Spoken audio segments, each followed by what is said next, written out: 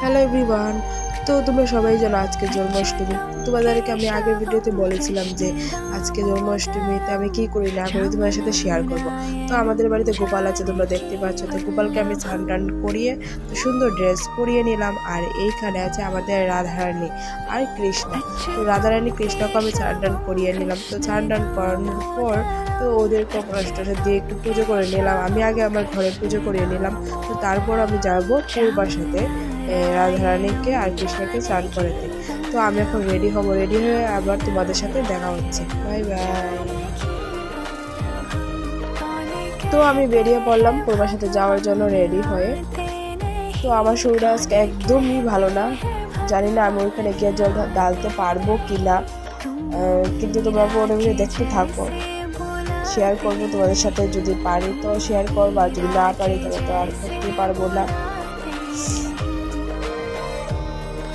তো আমি এখানে একটু সাজুগুজু করিয়ে নিলাম, সেটা যেহেতু ভালো না, তো বেশি কিছু করিনি, একটু যা করেছি তাই।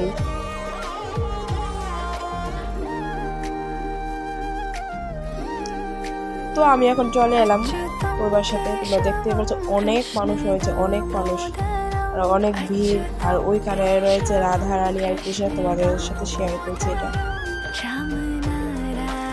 এই যে তোমরা দেখতেই পাচ্ছ রাধারানী আর কৃষ্ণকে।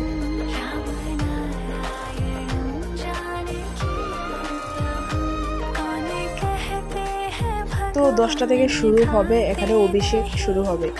তো ততক্ষণ অবধি যদি আমার শরীরটা ভালো থাকে তাহলে করতে পারবো, আর যদি শরীরটা ভালো না থাকে তাহলে তো একদমই করতে পারবো না। এখানে হচ্ছে একটু কীর্তন, বিশুদ্ধ একটু কীর্তন হয়ে যাচ্ছে এখানে। আর আরেকটা আছে, এখানে নাটক হবে, খুব সুন্দর একটা নাটক। স্কুলের থেকে এখানে একটা নাটক শুরু হবে আর একটু পর, তোমরা দেখতে থাকো। তো এখানে তো শুরু হয়ে গেল এত একটা সুন্দর নাটক। অষ্টম শতাব্দীতে দক্ষিণ ভারতের এক উত্তম বৈষ্ণব গৃহে জন্ম নেয় এক মহান ভক্ত বিল্লমঙ্গল ঠাকুর।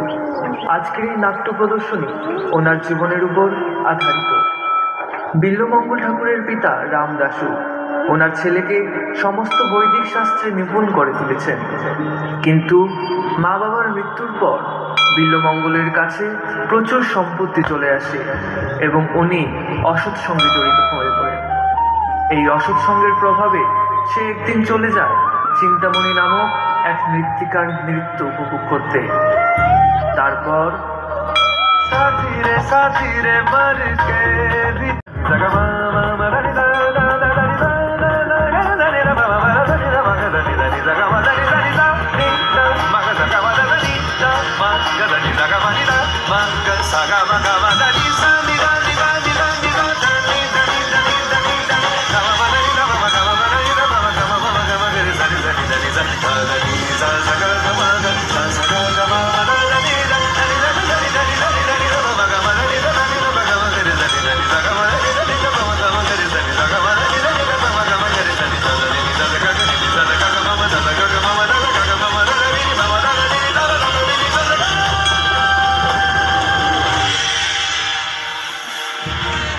আমি যে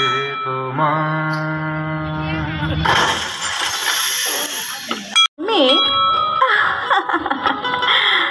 আমার প্রেমে তো নগরের সবাই পাগল, তা তুমি কোন পাগলটা? তা না হয় দরজাটা খুলেই দেখুন।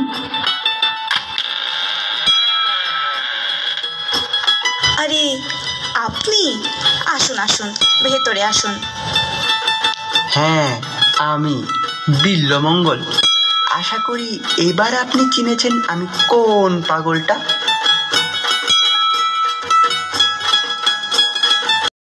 হ্যালো এভরিওয়ান, গুড মর্নিং সবাইকে।